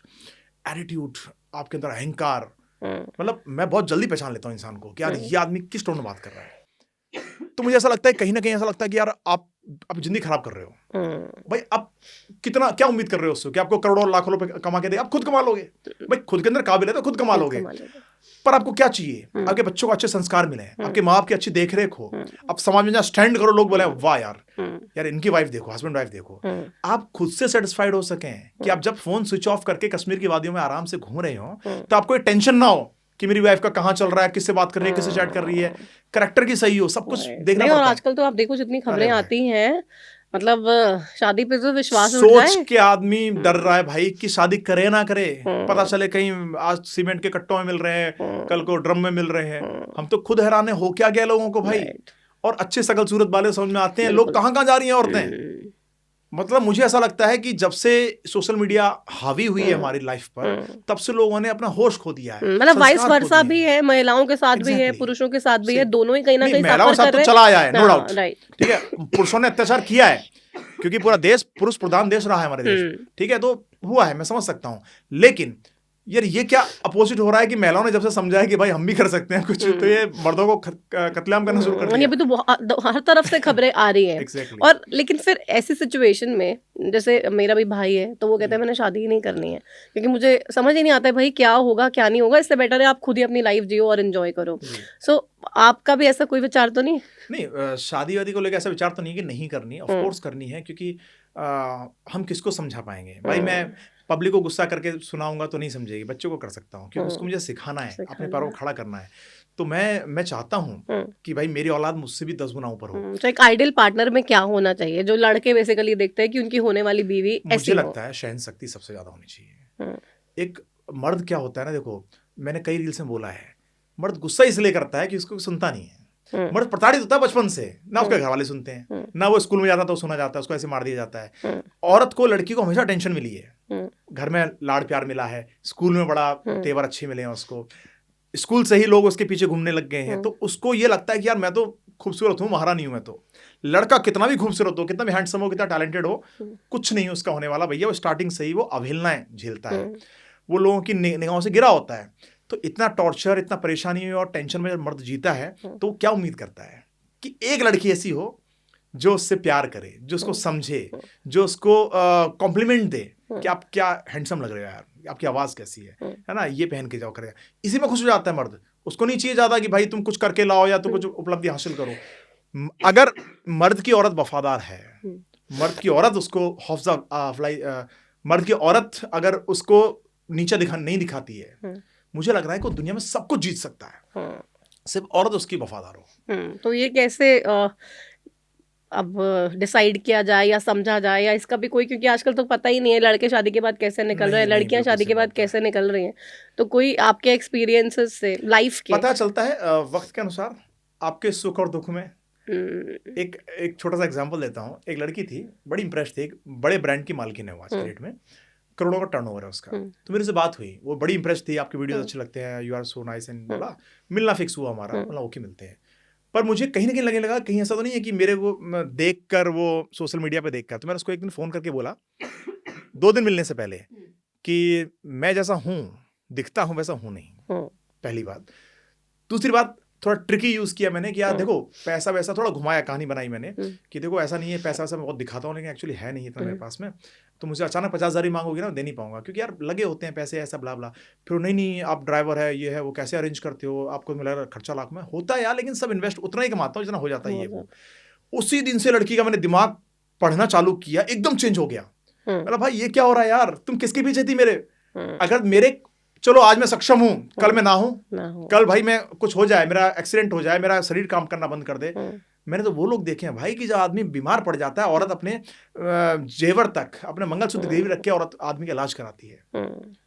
भाई उस जमाने में औरत, आदमी की मृत्यु हुई, कुछ तो दिनों बाद में औरत की मृत्यु हो गई, उसके वियोग में मैंने वो टाइम देखा है, मतलब वो कहानियां सुनी है। आज की औरतें क्या करेंगी कि आदमी की हालत डाउन हुई, किसी और से सेट हो गई, तो अब इस जमाने में नॉट जस्ट औरतें, मतलब लाइक इसमें तो डेफिनेटली मैं आपको रोकूंगी क्योंकि सेम है ना, रिश्तों की वैल्यू बची ही नहीं है ना। पत्नी को पति की वैल्यू बची है ना, पति को पत्नी की वैल्यू बची है, दोनों को कुछ है ही नहीं, मतलब बैलेंस भी नहीं करना। ऑप्शंस ज्यादा आ गए, ऑप्शन ज्यादा है। पहले क्या था कि ऑप्शंस नहीं थे, घर वाले लड़का लड़की को टाइट रखते थे, मिलने नहीं दिया जाता था एक दूसरे से, तो चाहत होती थी, आदमी बांध के रखता था अपनी फीलिंग्स को कि यार जब मिलेगी तब फीलिंग्स जाहिर करूंगा। प्रपोज करने के लिए सालों लग जाते थे, लोग इंतजार करते थे अपने प्रेयसी से मिलने का, प्रेमिका से मिलने का। लेकिन आज ऑप्शंस बहुत हो गए हैं कि भाई सुबह इसका फोन आ रहा है, शाम को ये अच्छी लग रही है, उसने बोल दिया आप अच्छे लग रहे हो, अब 10 ऑप्शन में एक को चूज करना है, तो जो एक्चुअल पहले वाली है उसका ध्यान कम हो जाएगा धीरे धीरे। ये रोज आपका भी हार्ट ब्रेक हुआ है कभी? कोई चाइल्डहुड क्रश रहा है? बहुत बार एक्चुअली जिस पे भरोसा किया, मुझे ऐसा लगता था यार ये बेस्ट है मेरे लिए, पर 2 दिन बाद लगता था यार ये तो पागल बना रही है मेरा। कई बार ऐसा हुआ, मतलब बहुत बार ऐसा हुआ। एक लड़की ने तो इतनी हद कर दी, मैंने उसको अपनी गाड़ी बेच के पैसे दिए, ठीक है, ये सोच के कि भाई मैंने गिरवी रखी, मतलब बेचा नहीं, गिरवी रखा, 60,000 में गिरवी रखी अपनी गाड़ी, और उसको मैंने पैसे दिए और किस्त है मेरे घर का, ऐसा वैसा ये करके। अब वो लड़की पता चला 3-4 लोगों से सेम तरीके से पैसा ले चुकी है, तो मैं बड़ा हैरान रह गया, मतलब भाई विश्वास किस पे करोगे? तो हार्ट ब्रेक करना एक, अब मुझे ऐसा लगता है कि मेरे लिए तो एक खेल है इस चीज का कि भाई चलो खेल लो। मतलब आपने बहुत सारे हार्ट ब्रेक्स झेले हैं। तो कभी ऐसा होता है कि मुश्किल भी होता है, क्योंकि हार्ट ब्रेक से निकलना भी बड़ा चैलेंजिंग हो जाता है कभी कभी, when you are in actual love and feelings you have for the other person. Experience हो जाता है तो आप मुस्कुराते हो इन चीजों पे। अब तो मैं हंसता हूँ कि भाई कितना खेल के जाएगी, ऑलरेडी बहुत ज्यादा दिन झेल चुके हैं, कोई बात नहीं। पर सीन ये है कि तूने नुकसान मेरा नहीं किया, अपना किया। मैं तेरे लिए क्यों रो, जिसको इतनी बेवफा लड़की मिली, रोना तो तुझे चाहिए, तुझे इस जैसा हमसफर खोया।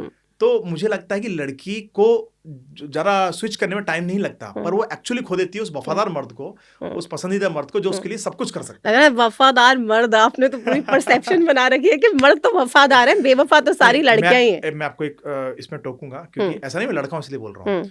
दुनिया का हर मर्द, इस रील को आप डालना, हर कमेंट में पढ़ लेना, दुनिया का हर मर्द वफादार हो सकता है, औरत वैसी होनी चाहिए। ये नहीं कहता मैं खूबसूरत होनी चाहिए, ठीक है, बहुत सारे ऐसे लोग हैं, तो औरतें कहेंगे कि वाइस वर्सा होना चाहिए, दुनिया की होना चाहिए, हर औरत वफादार होनी चाहिए, पर आदमी को भी तो वफा निभानी चाहिए। औरतों की इच्छा की थोड़ी सी मैं इसमें, मैं हमेशा अपनी रील में बुराई करता हूँ औरतों की इच्छाओं की। औरत इच्छाओं की गुलाम है, औरत को हमेशा बेटर चाहिए, हर चीज। भाई ये घर लिया नया लो, पुरुषों को नहीं चाहिए, पुरुषों को नहीं चाहिए। मैं बताता हूँ आपको, पुरुष भैया ये घर है मेरा, ये गाड़ी है, ये इतनी नौकरी है, संतुष्ट हूं मैं। वो कमाता ही ज्यादा इसलिए क्योंकि औरत की इच्छाएं होती हैं, बच्चों की इच्छाएं पल जाती हैं। बच्चे कहाँ सीखते हैं? औरत सीखते हैं। आज उसने ये पहना है, उसने ये साड़ी चाहिए, वो साड़ी चाहिए, तो इच्छाओं भैया गुलाम है, तो हम क्यों झेलें? भाई तुम नौकरी कर लो ना। पर आदमी, लड़कियां दूसरी नौकरी नहीं ढूंढती, दूसरा मर्द ढूंढ लेती हैं, ठीक है। अब सीन ये होता है कि आदमी उस चक्कर में ज्यादा कंट्रोवर्सी को क्रिएट करने वाला हो जाता है, वाली बात बोल कोई बात नहीं, फैक्ट है ये। आदमी संतुष्ट रहता है, औरत कभी संतुष्ट नहीं होती, मुझे ऐसा लगता है। लेकिन आदमी कहते हैं एक औरत से संतुष्ट नहीं रहता है, आदमी को चाहिए भाई अच्छा वो लड़की की रील देख ली, बहुत अच्छी लग रही है, उससे मिल लो, उससे बात कर लो, उससे चैट कर लो। नहीं, not just physical satisfaction, otherwise also physical appearance की भी बात कर रही हूँ मैं।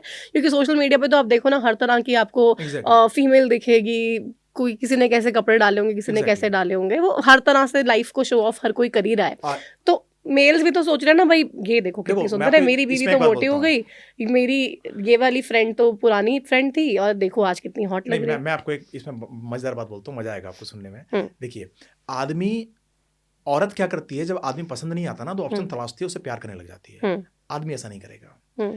वाइफ है उसकी या उसकी गर्लफ्रेंड है, उसको बेहंतहा मोहब्बत करेगा। अगर दूसरी पसंद भी आ गई, वो उसे प्यार नहीं करेगा, वो चाहे कुछ भी करे, वो रिसेप्शन रख ले, अपने आसपास घुमाए फिराए, डेट करे, वो प्यार नहीं करेगा। ये फैक्ट है। इसको जितना जल्दी औरतें समझ जाए उतना अच्छा है। तो और तो क्या करेगा, धोखा तो हो गया ना, कह सकते हो तो धोखा पुरुष ने धोखा दिया, देन इट इज फाइन। लेकिन वो उसके आप कह रहे हो पीछे फीमेल कुछ भी करे तो वो ही सारी फसाद की जड़ है। लेकिन फीमेल प्यार कर बैठती है, फीमेल सब कुछ देती है, फीमेल उसके राज खोल देगी, वो उसकी प्रॉपर्टी उसके नाम करा देगी। बहुत सारे एक्टरों के साथ हुआ ये कि भाई पति की सारी प्रॉपर्टी अपने नाम करके भाग गई किसी और के साथ में। तमाम ऐसे केसेस हैं। आदमी ने कभी ऐसा नहीं किया। आपने देखा होगा कि औरत ने अपने प्रेमी के चक्कर में पति का मर्डर कर दिया। एक आदमी ऐसा दिखा दो जिसने अपनी प्रेमिका के चक्कर में अपने पति का मर्डर कर दिया हो, एक दिखा दो।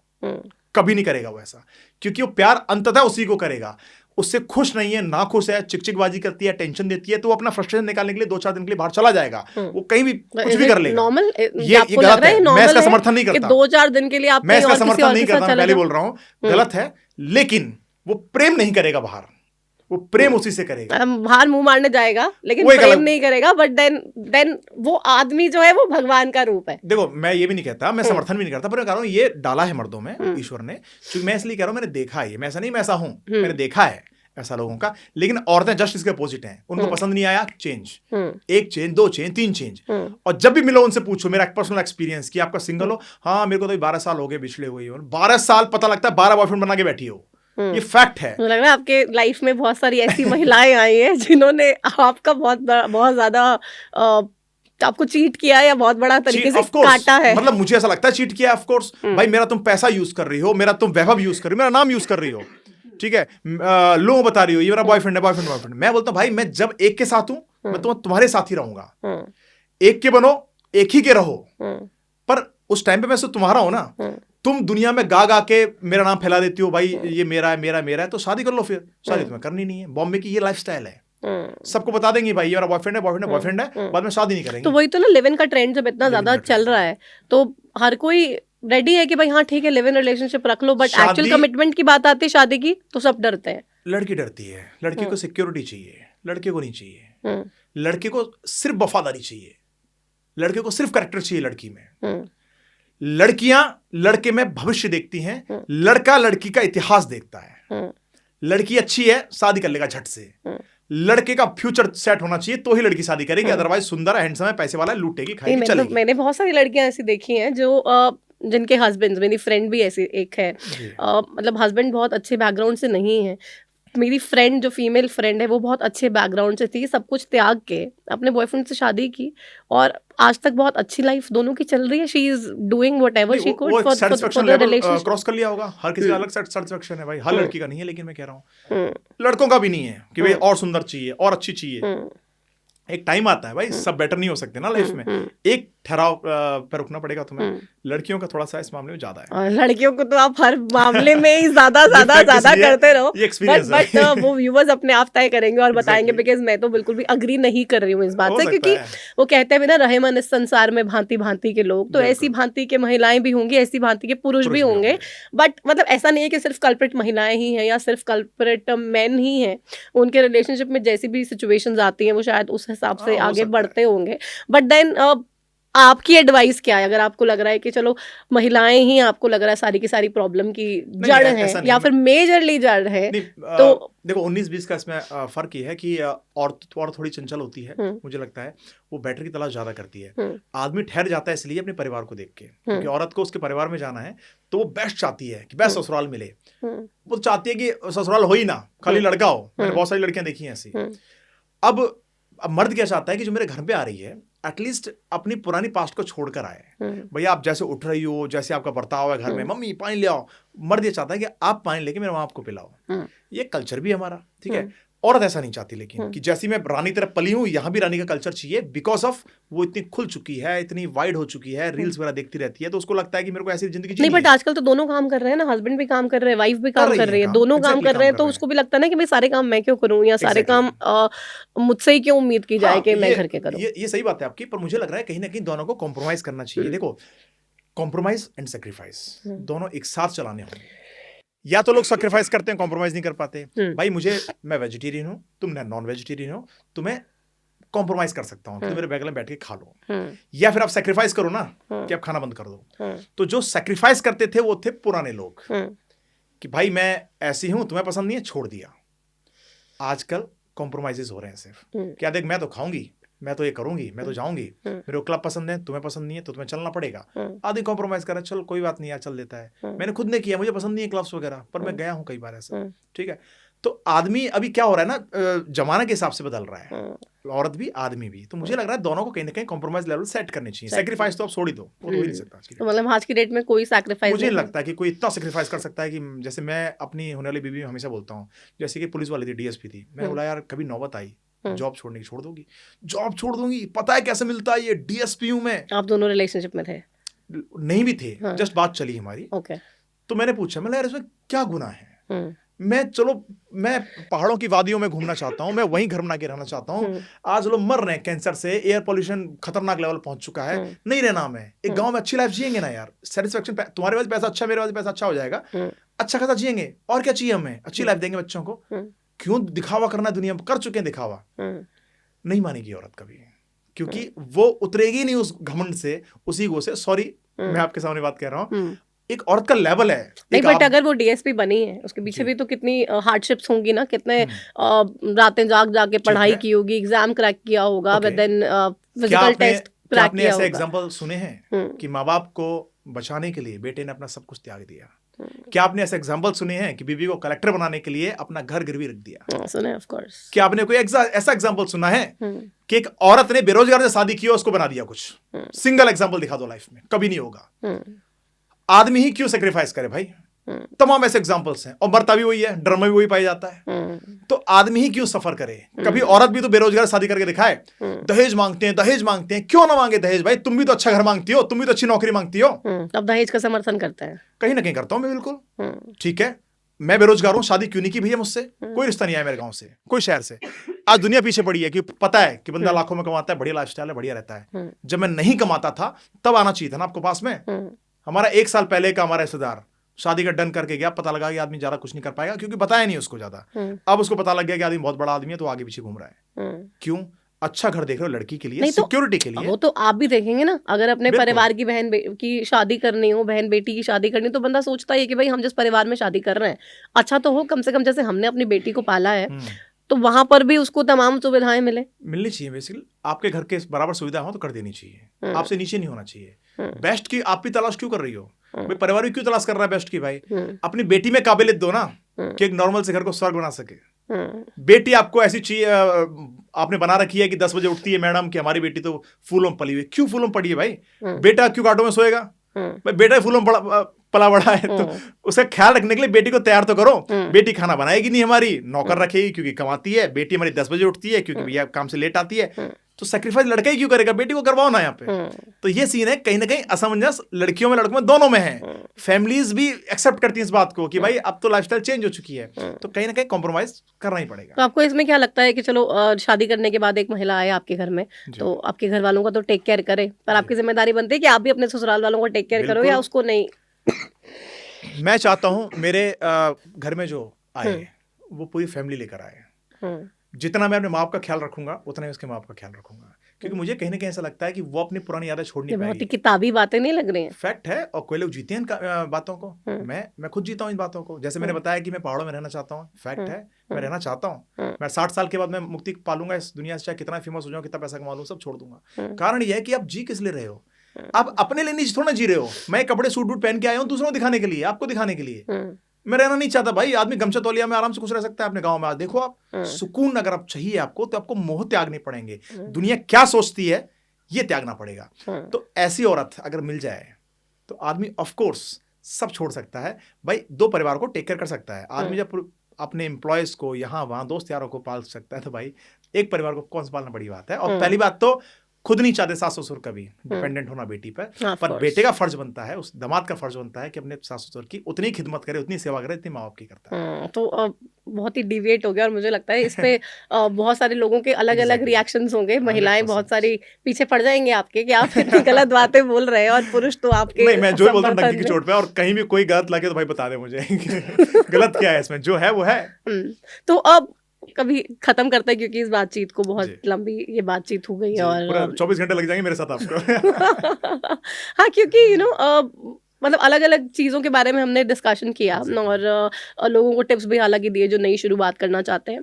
पर एक डर के लिए मैं चाहती हूँ हम ज़रूर बात करें, क्योंकि हर जी। किसी को एक डर सताता है कि भई मैं ऐसा करूँगा तो ऐसा हो जाएगा, फिर लोग क्या बोलेंगे, मैं ऐसा करूँगा तो वैसा हो जाएगा, लोग क्या बोलेंगे। उस डर से बाहर निकलने के लिए और लाइफ़ में कुछ भी करने के लिए क्या करना चाहिए सबसे पहले? देखो, बहुत बेस्ट सलाह दूंगा मैं लोगों को जो सुन रहे हैं, हुँ, ठीक है। अगर डर से आगे निकलना है, सबसे पहले कन्विंस अपने घर में कर लो, हुँ, घर वालों को मजबूत कर लो कि मम्मी पापा मैं ये कर रहा हूँ, दुनिया कुछ ही बोलेगी, हुँ, आप यकीन मत करना, भरोसा रखो, कुछ दिन बाद में कामयाब मिलूंगा आपको। हुँ, घर वाले कन्विंस हो गए, फिर आपको किसी का डर नहीं।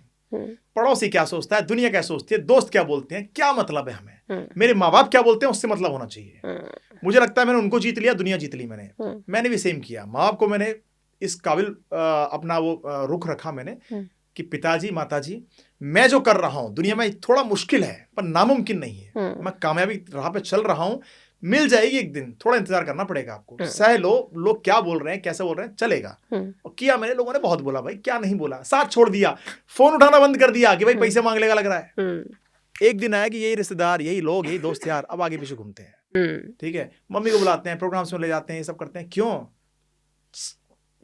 चमक हुँ, दिख रही है, हुँ, चमकदार जूते दिख रहे हैं, और हुँ, जूतों के अंदर जो छाले हैं वो किसी ने नहीं देखे। तो मुझे हुँ, लगता है कहीं ना कहीं कि आदमी को किसी का सोचे बिना, हुँ, डरे बिना, बस माँ बाप के सहारे छोड़ दे और अपनी राह पे चलता जाए, उसके आगे जीते 100%। तो चलिए आपको ये जीत मुबारक, और आप जो भी लाइफ में करना चाहते हैं आई होप आप डेफिनेटली सक्सेसफुल होंगे। प्लस जैसी लड़की चाहते हैं, एक अच्छी लड़की आपको शादी के लिए ज़रूर मिले जो आपके आपकी चमक के पीछे नहीं हो, जो आपके साथ वाक़ई में एक ट्रस्ट बिल्डअप करके अपनी बिल्कुल। लाइफ बिताना चाहे। बहुत शुक्रिया इस तमाम बातचीत के लिए थैंक यू सो और मच, बहुत हमारे अच्छा शो लगा। पे आने के लिए।